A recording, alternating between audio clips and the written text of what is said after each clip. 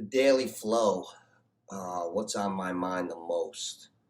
I'll tell you what's on my mind the most. Dak Prescott's arm. Guys, beware. The number one thing on my mind as a Giants fan is as if Dak Prescott hasn't thrown a ball in 3 weeks and something's wrong with his shoulder, the Cowboys are in trouble. You know why they're saying Prescott is ready? Because they have nobody else. They got Nooch. Sounds like me. They have to say Prescott's going to be ready. Jerry Jones like, oh, Dak's coming along good. He's going to be fine. Oh, yeah? Then why did they have to go outside of the NFL and consult Major League Baseball teams? They went to the Yankees doctors and another team to figure out what's wrong with his arm. Listen, not comparing myself, never would, to an NFL caliber quarterback, but I played that position. I've went through seasons where I've thrown the ball every day 100 to 150 times a day, and if you're even thinking about your arm, something's wrong. Something's wrong with Dak, and they're a heavy favorite to win the division. Who's Philly? Who's Washington? I know the defense, but as a Giants fan, that door is open to possibly sneak and be up for that division. Dak's going to have to, if Dak is not right now, you can't just not throw. You're the quarterback in practice. What's he going to do? What, are they going to manage him every week?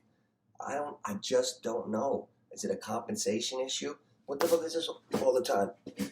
In the warm-ups. Maybe he should just throw the fucking ball. Maybe that's why he's got a short shoulder.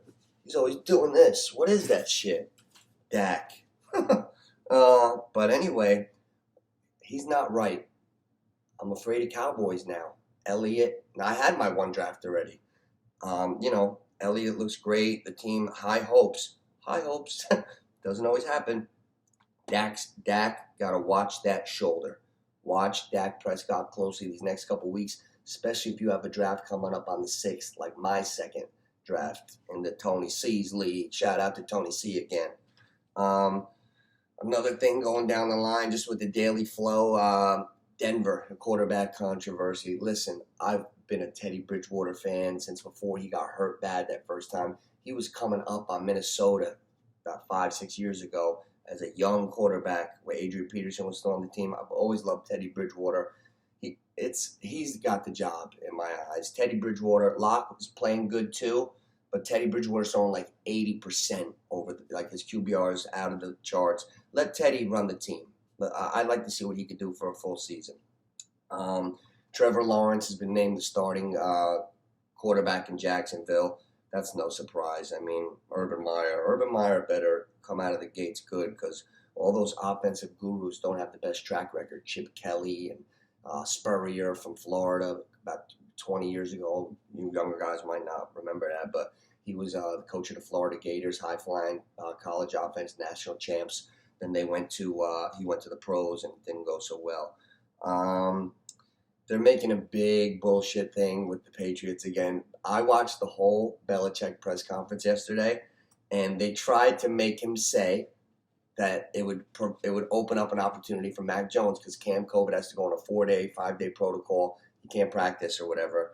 So they're like, Coach, does this open up an opportunity for Mac Jones? And he's like, there's opportunities for everybody on our team. Everybody's got opportunities here. I'm sure. And this morning, the bullshit, again, on the bottom line, what do you see? Belichick says this opens up opportunity. They framed it so much, and they knew they wanted to put that before they asked him the question. He gave them nothing, and they lied anyway. So that's a little story. Can Mac Jones get in there? Listen, I pay attention to the other words. Bill Belichick also said, with a rookie, there's always more of a learning curve. There's more of a learning curve. Belichick was around Brady for a year before he even started. Listen, might love Mac Jones. Now he might get more reps and get sharp. You start with Mac Jones, you might lose the team. Do you think guys in that locker room right now don't want Cam Newton starting, a healthy Cam Newton, and he's playing well? Come on, common sense. you start Cam Newton, and then you always got Jones if things get catastrophically bad. But I don't anticipate they will. I'm a big over New England 9.5. Maybe the line went up. I haven't even checked. But in other news, Sony Michel, who was on the just Monday night's draft, he was on the Patriots. I almost took him. He went to the Rams. That could be big. Henderson, he went to catch a ball. He sprained his thumb already the other day. He's already a little hurt. Michel's a good back, and if they're running shit on all cylinders out in the Rams, he might be a guy to look at now. New England's not the most dynamic offensive team. Sony Michel out on the Rams could be something to look at. So, also the Jets' young quarterback, the kid looked good. The arm looked strong.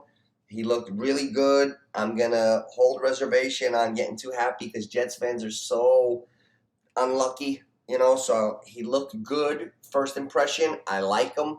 He's got that little innocent face, but on that field, he looked like a pretty good quarterback. So I'm excited to see that. Out in San Francisco, Shanahan, they're all saying Jimmy G's the starter. It seems like Shanahan, he's bugging. He's got to bug up his ass to get Lance in there as fast as he can. He wants Trey Lance in there for the 49ers as fast as he can. That kid, they moved up. They got him in the draft at number 3.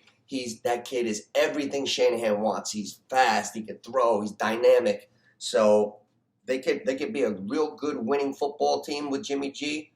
And Lance will be in there sooner than later. Just when, who knows.